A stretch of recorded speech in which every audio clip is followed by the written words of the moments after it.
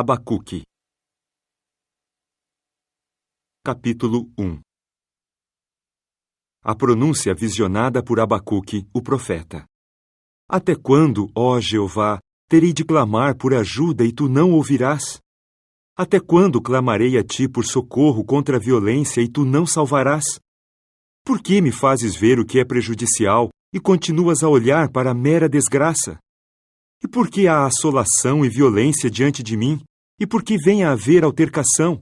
E por que se sustenta contenda? Portanto, a lei fica entorpecida e a justiça nunca sai, visto que o iníquo está em torno do justo, por isso a justiça sai pervertida. Vede entre as nações e olhai pasmados um para o outro. Ficai pasmados, pois nos vossos dias se realiza uma atividade que não acreditareis, embora seja relatada. Pois eis que suscita os caldeus, nação amarga e impetuosa, que vai aos lugares espaçosos da terra para tomar posse de residências que não lhe pertencem. Aterradora e atemorizante é ela. Sua própria justiça e sua própria dignidade procedem dela mesma. E seus cavalos mostraram-se mais velozes do que os leopardos, e mostraram-se mais ferozes do que os lobos da noitinha. E seus corcéis escarvaram o chão, e seus próprios corcéis vêm de longe. Voam como a águia que se apressa a comer algo. Vêm na sua totalidade para a mera violência.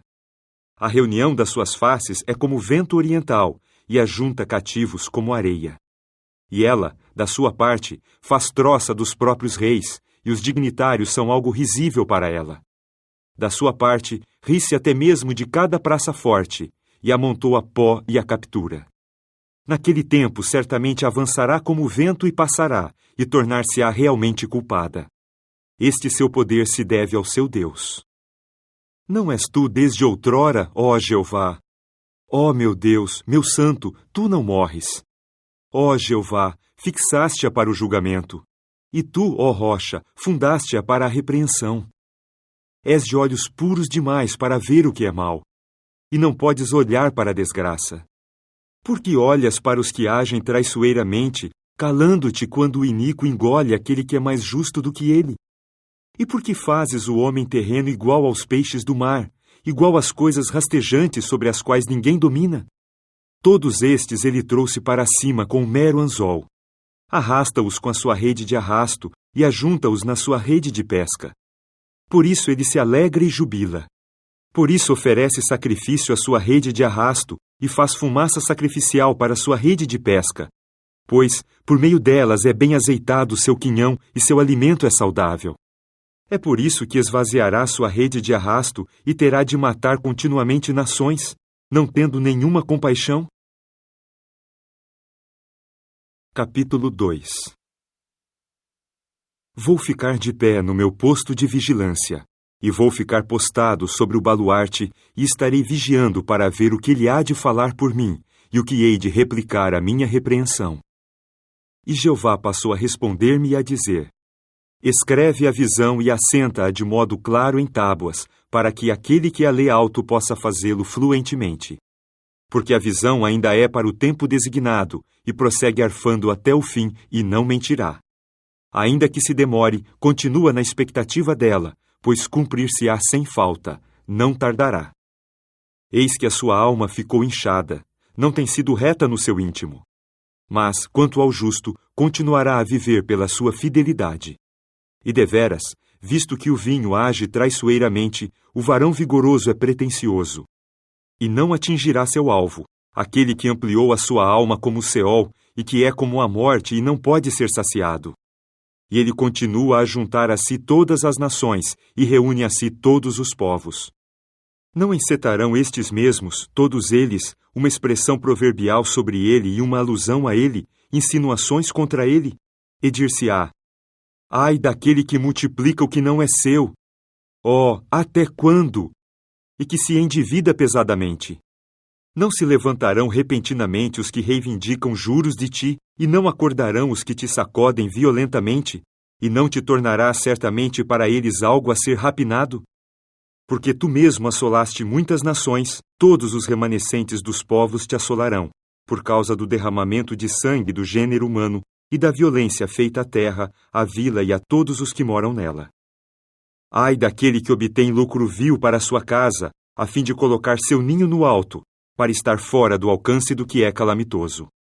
Aconselhaste algo vergonhoso à tua casa, o corte de muitos povos, e tua alma está pecando.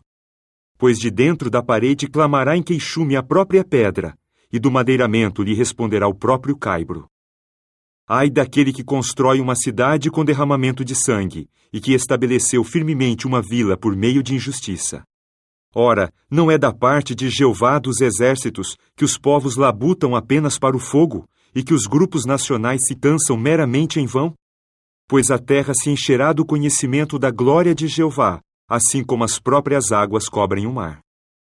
Ai daquele que dá aos seus companheiros algo para beber, agregando a isso teu furor e tua ira, a fim de embriagá-los, com o objetivo de olhar para suas vergonhas. Certamente te fartarás com desonra em vez de com glória. Bebe também tu mesmo e sê considerado incircunciso. O copo da direita de Jeová chegará na ronda a ti, e haverá ignomínia sobre a tua glória. Pois cobrir-te-á a violência feita ao Líbano, e a rapacidade contra os animais que os aterrorizam, por causa do derramamento de sangue do gênero humano e da violência feita à terra, à vila e a todos os que moram nela. De que proveito tem sido a imagem esculpida, quando foi esculpida por aquele que a formou, uma estátua fundida e instrutora de falsidade, quando o formador da sua forma confia nela a ponto de fazer deuses que nada valem, que não podem falar? Ai daquele que diz ao pedaço de pau: ó, acorda! A pedra muda: ó, desperta! Ela mesma dará instrução. Eis que está revestida de ouro e de prata, e não há absolutamente nenhum fôlego dentro dela. Mas Jeová está no seu santo templo. Cala-te diante dele, toda a terra. Capítulo 3. A oração de Abacuque, o profeta, em endechas. Ó Jeová, ouvi as notícias a teu respeito. Fiquei com medo da tua atuação, ó Jeová. Aviva-a no meio dos anos. Torna-a conhecida no meio dos anos. Durante a agitação, que tu te lembres de ter misericórdia. O próprio Deus passou a chegar de Temã, sim, um santo desde o monte Parã. Sua dignidade cobriu os céus, e do seu louvor encheu-se a terra. Quanto à sua claridade, chegou a ser igual à luz. Havia 2 raios saindo da sua mão, e ali se escondia sua força. Diante dele andava a peste, e junto aos seus pés saía a febre ardente. Ele ficou parado para sacudir a terra. Ele viu, e então fez nações pular. E as montanhas eternas foram despedaçadas. Os morros de duração indefinida se encurvaram. Suas são as caminhadas de há muito tempo. Vi as tendas de Cusã debaixo daquilo que é prejudicial. Os panos de tenda da terra de Midian começaram a ficar agitados. É contra os rios, ó Jeová, é contra os rios que se acendeu a tua ira, ou é a tua fúria contra o mar? Pois cavalgaste sobre os teus cavalos, teus carros eram salvação. Teu arco vem a ser descoberto na sua nudez. A coisa dita são os juramentos das tribos. Com rios passaste a fender a terra. Os montes te viram, chegaram a estar em severas dores. Passou um temporal de águas. A água de profundeza emitiu o seu som. Levantou alto a sua mão. O sol, a lua, ficou parado na sua morada excelsa. Tuas próprias flechas iam como a luz. O relâmpago da tua lança serviu de claridade. Marchaste com verberação através da terra. Em ira trilhaste as nações. E saíste para a salvação do teu povo, para salvar o teu ungido. Despedaçaste o cabeça da casa do iníquo. Houve a exposição do alicerce até o pescoço.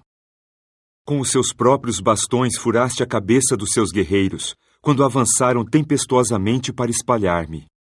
Sua rejubilação era dos decididos a devorar o atribulado num esconderijo. Avançaste através do mar com os teus cavalos, através da massa das vastas águas. Ouvi, e meu ventre começou a ficar agitado. Meus lábios tremeram diante do som.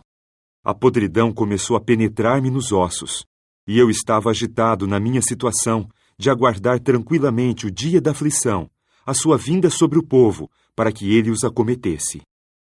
Ainda que a própria figueira não floresça e não haja produção nas videiras, o trabalho da oliveira realmente resulte em fracasso, e os próprios socalcos realmente não produzam alimento, o rebanho seja separado do redil e não haja manada nos currais, ainda assim, no que se refere a mim, vou rejubilar com o próprio Jeová, vou jubilar com o Deus da minha salvação. Jeová, o soberano Senhor, é minha energia vital. E Ele fará os meus pés semelhantes aos das corças, e me fará pisar nos meus altos. Ao regente, nos meus instrumentos de cordas.